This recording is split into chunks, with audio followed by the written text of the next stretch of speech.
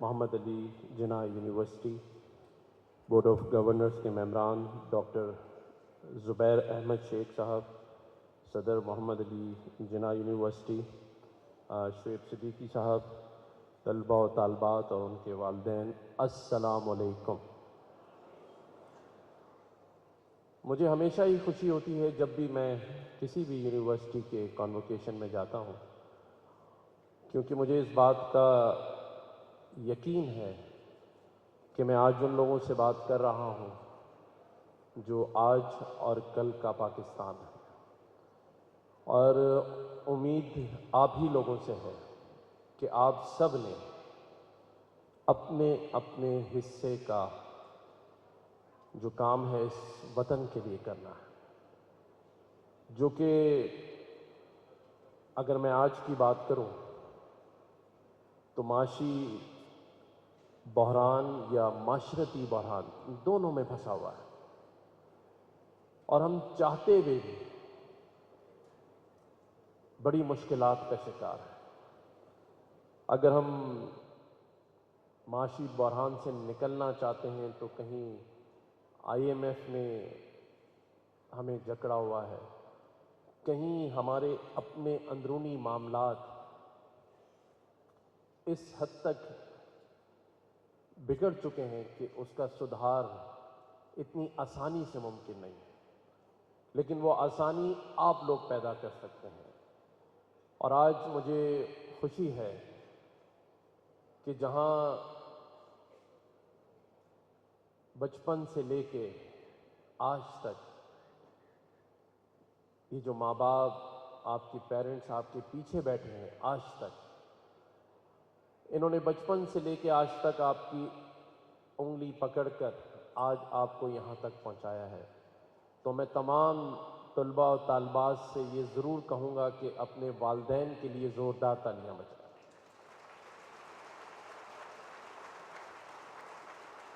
کیونکہ آج بھی یہ آپ کے لیے دعا گو ہے۔ اسی طرح سے میرے رائٹ اور لیفٹ یہ جو فیکلٹی، آپ کے پروفیسر، اساتذہ، جنہوں نے آپ پر محنت کر کے آج آپ کو اس قابل بنایا کہ آپ کو کسی کو گولڈ میڈل ملا ہے، کسی کو آج فارغ التحصیل ہوا ہے، تو اپنے ان اساتذہ کے لیے بھی زوردار تالی ہونی چاہیے۔ میں صرف ایک دو باتیں آپ سے کرنا چاہتا ہوں کہ اب کیا کرنا ہے۔ آج آپ سبھی اس سوچ میں ہوں گے کہ آگے مستقبل کیسے چلے گا، کیا کرنا ہے۔ آپ کے والدین جو پیچھے بیٹھے ہیں وہ بھی پریشان ہیں کہ ایک ایسے پاکستان میں جسے حاصل تو اس لیے کیا گیا تھا آج سے 77 سال پہلے کہ ہم ایک اسلامی جمہوریہ پاکستان میں اپنے مستقبل کو سکون، آرام اور آزادی سے گزاریں۔ آزادی تو ہمیں مل گئی، لیکن شاید اس سکون کی تلاش میں 77 سال گزر گئے، اور ہمیں سمت جسے ہم کہتے ہیں ڈائریکشن نہیں مل پا رہی۔ اور اسے کسی شاعر نے خوب انداز میں کہا، شاید ہمارے لیے ہی کہا، کہ ایک عمر سے فریب سفر کھا رہے ہیں ہم۔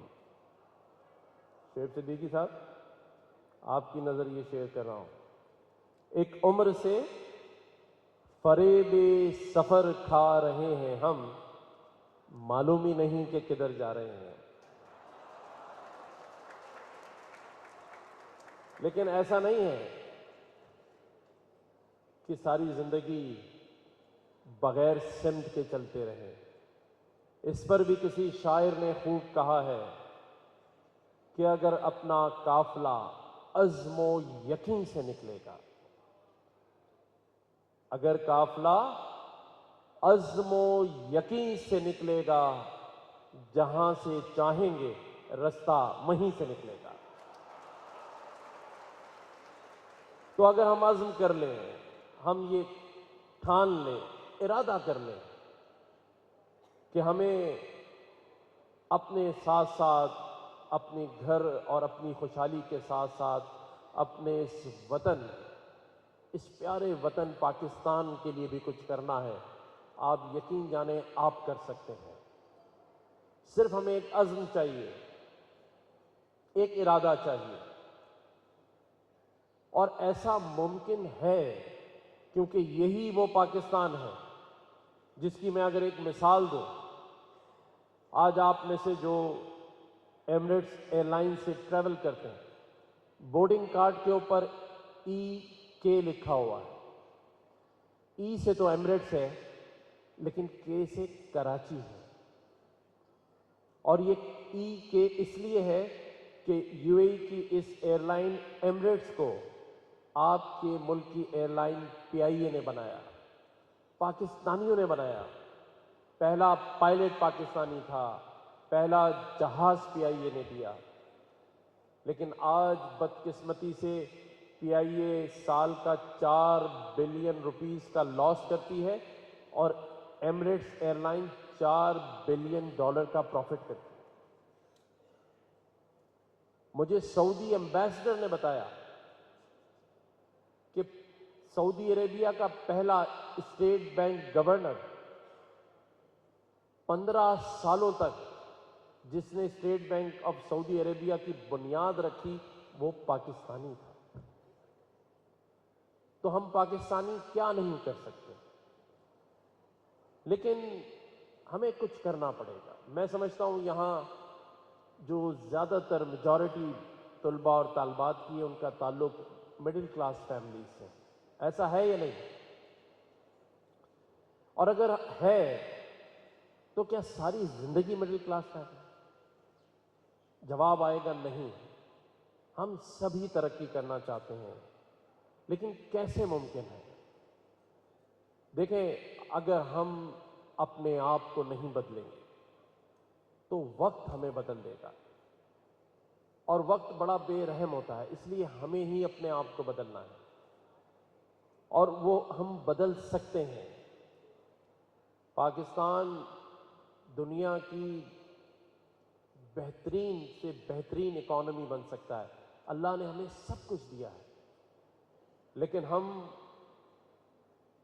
3 چیزوں میں بٹ گئے ہیں۔ ہم فرقوں میں بٹے ہوئے ہیں،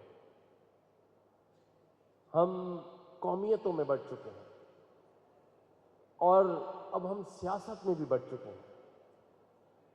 ہم ایک دوسرے کو ٹھیک کر رہے ہیں، خدا را ہمیں پاکستان کو ٹھیک کرنا ہے۔ ہم ایک دوسرے پر تنقید کر رہے ہیں، تصحیح نہیں کر رہے، ایک دوسرے کو آگے بڑھنے کا موقع نہیں دے رہے، اور یہی 3 وجوہات ہیں پاکستان کو پیچھے کھڑے رکھنے کی۔ جن ترقی پذیر ممالک نے ترقی کی ہے ان میں ایک بات سب میں یکساں ہے۔ اگر میں مثال دوں ترکیہ کی، تو وہاں کسی بھی شخص سے جب پوچھیں گے کہ تم کون ہو تو وہ کہے گا کہ میں ترک ہوں۔ اگر میں یہ بات کسی چائنیز سے پوچھتا ہوں تو وہ کہتا ہے میں چائنیز ہوں، کسی ملیشیا والے سے پوچھتا ہوں تو وہ کہتا ہے میں ملئی ہوں، اور تو اور جس ملک سے آزادی لے کر آئے وہاں بھی سب ہندوستانی ہیں، لیکن میرے اس وطن میں کوئی پاکستانی نہیں ہے۔ آپ یہاں کسی سے پوچھیں پنجاب کے دوست کو تو وہ کہتا ہے میں سیالکوٹ کا ہوں، میں لاہور کا ہوں۔ سندھ والے سے پوچھیں تو کوئی سانگڑ کا ہے، کوئی میر پور خاص کا ہے۔ KP میں پوچھیں تو کوئی سوات، کوئی مالاکنڈ، اور بلوچستان میں کوئی زیارت اور کوئی کوئٹہ کا ہے۔ ہمیں اگر ترقی کرنی ہے تو ہمیں پاکستانی بننا پڑے گا، اور یہ عہد کر لیں کہ وطن یا پھر موت۔ ایسی کیا زندگی کہ جب سب کچھ بن جائیں اور صرف پاکستانی نہ بنے؟ جس نے نام دیا، جس نے وجود دیا، جس نے آگے بڑھنے کا ایک موقع دیا، اسی پاکستان کو ہم بھولتے جا رہے ہیں۔ آج ہماری پہچان دنیا میں کشکول لے کر IMF کے سامنے بھیک مانگنے والوں میں شاید 1 یا 2 ہی ملک دنیا میں رہ گئے ہیں۔ آج سیاسی طور پر سیاستدان یا سیاسی جماعت یہ سوچے سمجھے بغیر کہ ہمارے بیانات سے اس پاکستان کی معیشت پہ اثر پڑتا ہے، ہمارے الزامات سے ایک دوسرے پر پاکستان دنیا میں رسوا ہو رہا ہے، ہم اس خیال کو کیے بغیر سوشل میڈیا پہ بے دریغ باتیں کرتے ہیں۔ خدا را سمجھیں اس بات کو، یہ سب کہیں دیکھی اور سنی جاتی ہیں، اور اس کے بعد آپ کے اس وطن میں کوئی آ کے سرمایہ کاری کرنے کو تیار نہیں ہے، آپ کے ملک میں کوئی انویسٹمنٹ نہیں کر رہا، اور ہم سوشل میڈیا پر اپنی بھڑاس نکال کر اپنے ہی ہاتھوں سے اپنے اس پیارے وطن کو نقصان پہنچا رہے ہیں۔ آج مجھے موقع ملا تو میں آپ کے سامنے یہ بات کر رہا ہوں کہ آپ نے ہی پاکستان کو مضبوط بنانا ہے، آپ نے ہی اس وطن کو عزت دلانی ہے، اور یہ ممکن ہے۔ میں بہت ساری چیزوں کو اس منصب پر بیٹھ کر دیکھ رہا ہوں کہ ہم دن بدن جسے کہتے ہیں نا مٹھی میں ریت کی طرح، مٹھی جس طرح بند ہو اور ریت نکل رہی ہوتی ہے، اسی طرح پاکستان کی معیشت کو نقصان پہنچ رہا ہے۔ لیکن میں اپنے اس ملک کے وزیر اعظم پاکستان اور محترم جناب آرمی چیف جنرل حافظ عاصم منیر سے اس بات پر خوش اور شکریہ ادا کرتا ہوں کہ انہوں نے SIFC بنائی اس پاکستان میں، جس میں آج سعودی عربیہ سے، UAE سے، ترکیہ سے انویسٹمنٹ پاکستان میں آ رہی ہے۔ میں سمجھتا ہوں یہ ایک آخری موقع ہے ہمیں اپنے اس وطن کو اپنے پیروں پہ کھڑا کرانے کا، اور اس میں آپ سب کا ایک بہت بڑا رول ہے، آپ کا ایک بہت بڑا ہمیں ہاتھ اور ساتھ چاہیے اس پاکستان کی ترقی کے لیے، جو کہ ممکن ہے، اور انشاءاللہ تعالی آپ ہمت کریں گے تو یہ دن دور نہیں ہوگا کہ پاکستان ترقی کی منزلوں کی طرف انشاءاللہ تعالی جائے گا۔ یہ میرا یقین ہے۔ ہمیں صرف اپنا ذہن استعمال کرنا ہے۔ بلکہ میں اس پہ ایک چھوٹا سا واقعہ قصہ جو دنیا میں ہوتا ہے بتا دوں کہ یہ سارا کچھ، یہ بلکہ آپ لوگوں کے لیے جو آج میرے نوجوان بھائی بہن بیٹھے ہیں، یہ آپ کے لیے میں ایک بات بتانا چاہتا ہوں کہ جو کچھ ہے نا وہ آپ کی سوچ میں ہے۔ آپ کی سوچ، جسے ہم لا آف اٹریکشن کہتے ہیں، اگر وہ پازیٹیو ہے تو زندگی کی کامیابیوں کی طرف گامزن ہے۔ اگر آپ کے اندر نیگیٹیوٹی ہے، سوچ ہر وقت نیگیٹو ہے، تو آپ کبھی پازیٹیو ڈائریکشن میں ترقی نہیں کر سکتے۔ سارا کچھ ہماری سوچ پر ڈیپینڈ کرتا ہے۔ یہاں میں ایک بات کہوں کہ اگر کسی سے پوچھا جائے کہ جنگل کا سب سے طاقتور، سب سے بڑا جانور کون ہے، تو ہم سبھی بے ساختہ کہتے ہیں کہ شیر بہت طاقتور ہے۔ لیکن اگر حقیقتاً دیکھا جائے تو بڑا اور طاقتور جانور ہاتھی ہے، elephant.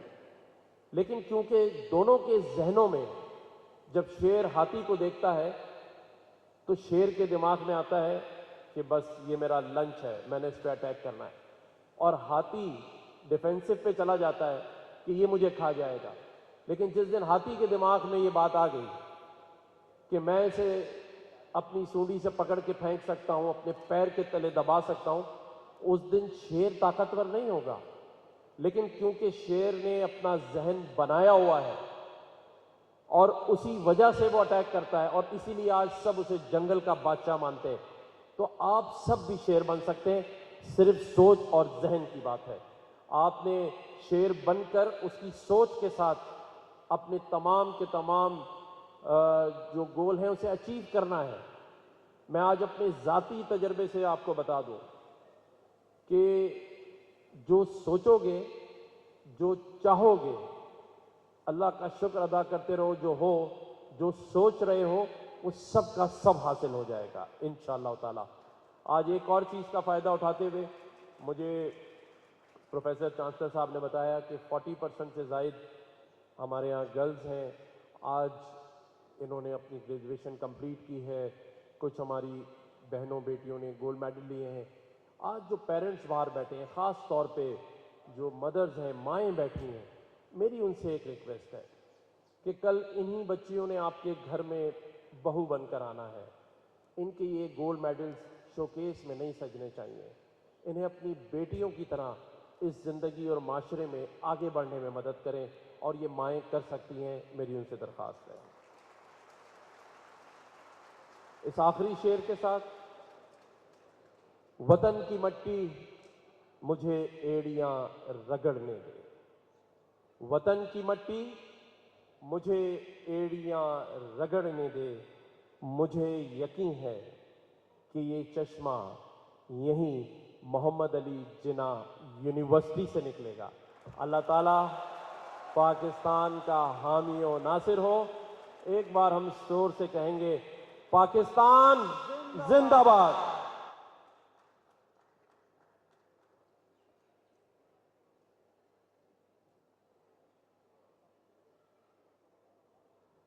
Now I would like to request